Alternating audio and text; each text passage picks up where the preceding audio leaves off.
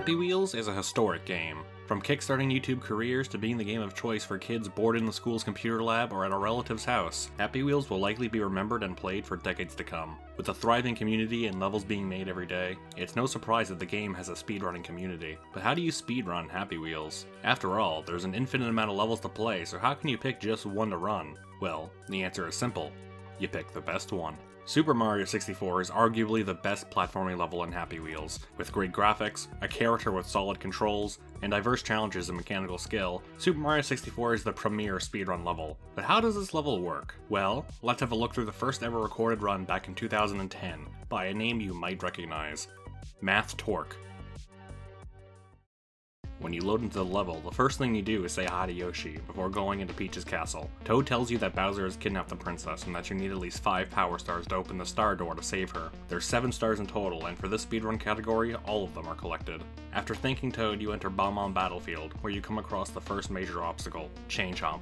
The Chain Chomp swings wildly and can easily crush the cyclist. After Chain Chomp is the bridge with the first power star. This one's easy enough to collect, but after leaving the bridge, crossing the pit of death, and lifting the hatch, there lies the titular Bomb. Most of the time he'll just blast you around a little, but there's a decent chance he'll blow you apart if you're not careful. Behind him is the second power star, and after collecting it, you head backwards up the hill and encounter the boulder. You need to run away from it back down to the pit of death, where you can continue.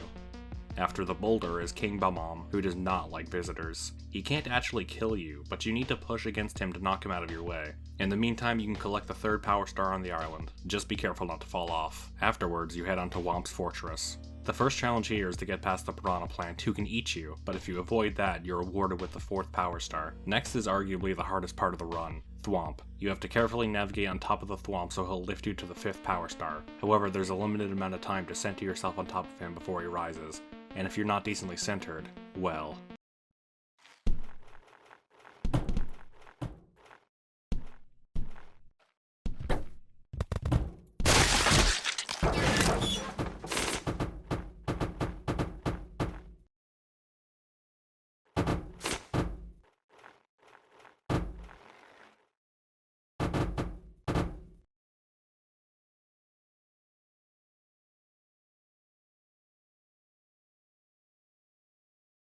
But if you manage to get past that, then there's 2 more Thwomps in your way. After the Thwomps, you go inside the fan hole, which pushes you along to the next trap, Bonsai Bill. Ideally, you want to get into the safe crevasse before he crashes into you, but that's easier said than done. Once you get past Bill, you move on to Shifting Sandlands, where the 7th power star awaits you in the air. You've only got one chance to get it, but if you do, you move on to the Tox Box, where you need to position yourself carefully to avoid being crushed. Afterwards, you can finally go into the Star Door and face Bowser.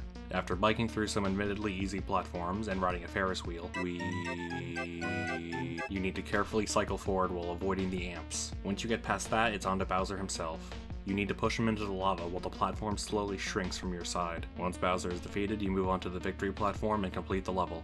As you can see, this is a long level with a variety of difficult challenges to get past. Most people who play this level don't even manage to finish it, let alone do it quickly, which is what makes the next recorded speedrun in 2011 by Tuberculosis so impressive. He managed a 5:37, an astonishingly fast record for the time. But how did he do it? Well, with a revolutionary technique known simply as the Harlem Shake.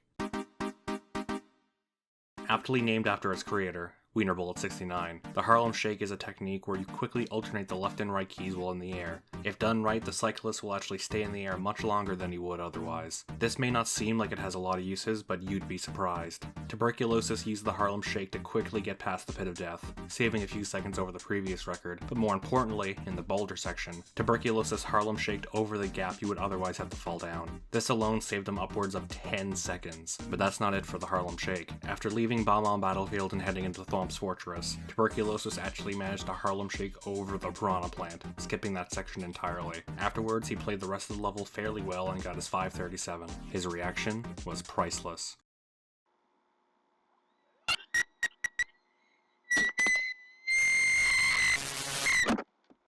In the description for this run, Tuberculosis states that it's practically impossible to improve on this time, so he retired from speedrunning, and a few years later, he died of a broken heart. The record stayed dormant for a few years until 2015, when 3 new challengers rose to the occasion to lower the time further. Their names were the Biggest of Chungus, Complicated Somersaults, known for his records in Worm Odyssey, and a familiar face, Wiener Bullet 69. Out of these runners, it was actually Chungus who came up with the first improvement. See, Chungus was on a run which was pretty normal up until the titular Bomb, where he messed up a little and blew himself upwards by quite a few meters. Normally this would be a reset, but Chungus never abandoned a run. After all, it was good to practice later sections of a level even if there was no chance of a record. However, when he moved onto the boulder, he noticed something peculiar. The boulder never showed up, and he was free to move on to King Bomb. How did this happen? Chungus, being the man of science she is, went down to the pit of death and found that the boulder had activated. It just activated earlier than usual, effectively meaning Chungus could skip the boulder. But why did the boulder activate in the first place? Well, Chungus did some testing and found out that the midget on the back of your bike, collectively named by the community as Jonathan, was the key. See, after getting blown up by the titular Bomb, Jonathan has a chance to be blown into the boulder's trigger range, which will activate it long before the cyclist makes it over. This trick saved around 10 seconds and was aptly named the Jonathan Eats Bomb skip, or Jeb skip for short. However, the Jeb skip was inconsistent. The titular Bomb only had a chance of blowing Jonathan up in the right way as to trigger the skip. Otherwise, he could be blown over it, not far enough.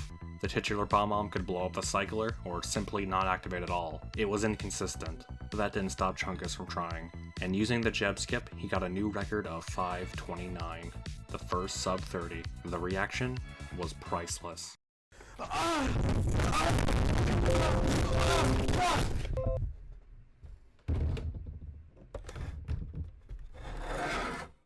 Although this run was very impressive, it wasn't perfect. Some time was lost here and there, mostly on the Thwomp Star, but movement in general could have been better, so the Biggest of Chungus kept grinding. However, it wouldn't be Chungus who would further lower the record. Instead, it would be Complicated Somersaults. Somersaults didn't lower it by 5 seconds, or 10 seconds. He lowered it by 15. A 514. How did he do this? Simply put, he just had better movement. More efficient Harlem Shakes, faster Jebs, he even got a first cycle Thwomp. If you don't know what a cycle is, don't worry. It's fairly easy to understand if you imagine a bus. The bus arrives and leaves the station in intervals of 70 frames. Now imagine on the way to the station, the bus is about to run over 5 people. However, you're there with a lever that'll make the bus turn onto a path that only kills 1 person. Do you pull the lever and directly kill someone due to your actions? Or do you leave the lever alone and let nature take its course? This is what it means to make a first cycle Thwomp. And combined with the other tricks, it all added up to an impressive time. However, much like the last record, it wasn't perfect. In particular, he had a somewhat slow Bowser fight, almost dying on the falling platforms. And in this instance, you can see that he collected the star, but the coin counter on the top right didn't go up, meaning he had to go back to properly collect it, losing a few seconds in the process. But how did this happen?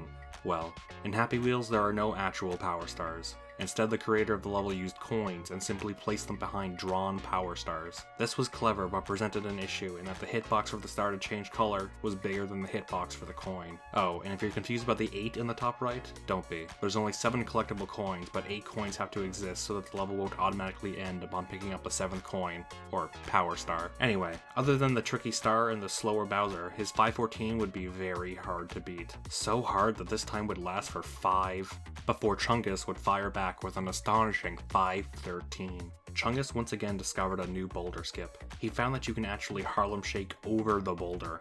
This was incredibly difficult, but was much faster than the Jeb skip. At this point, the record was becoming very optimized.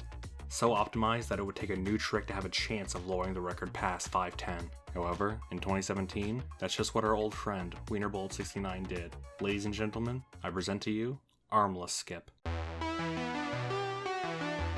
What Wiener Bullet 69 did was use the titular Bomb to not only activate Jeb skip, but to blow off the cyclist's 2 arms. This may seem useless, but notice how a lack of arms allows the cyclist to lay downwards, massively shrinking his overall hitbox. This not only made the Bonsai Bill section easier, but allowed Wienerbolt69 to completely bypass one of the harder sections of the Bowser stage, the amps. With this new trick along with some nice movement, he achieved a 508, the first sub 10.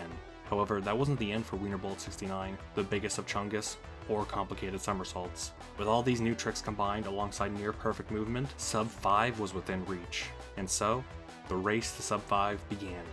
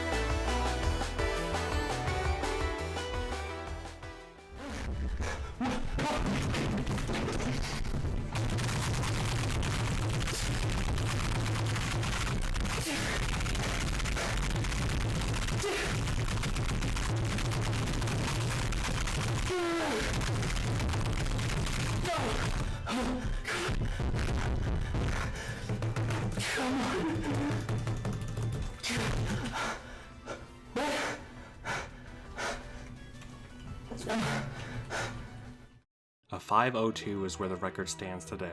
Super Mario 64 Happy Wheels is a very technical game and lives in the hearts of many. It's not surprising it has such a rich speedrunning history, starting with Math Torque to the runners grinding the game now. Hopefully Happy Wheels Super Mario 64 will have a long speedrunning life. With currently 3 extremely talented runners all following in Math Torque's footsteps, I wouldn't be surprised if a new trick or some extremely optimized movement resulted in another mind-blowing run soon enough. Maybe it'll be the biggest of Chungus. Maybe it'll be complicated somersaults. Maybe it'll be Wienerbolt69. Or maybe, just maybe, it could be you. Thanks for watching.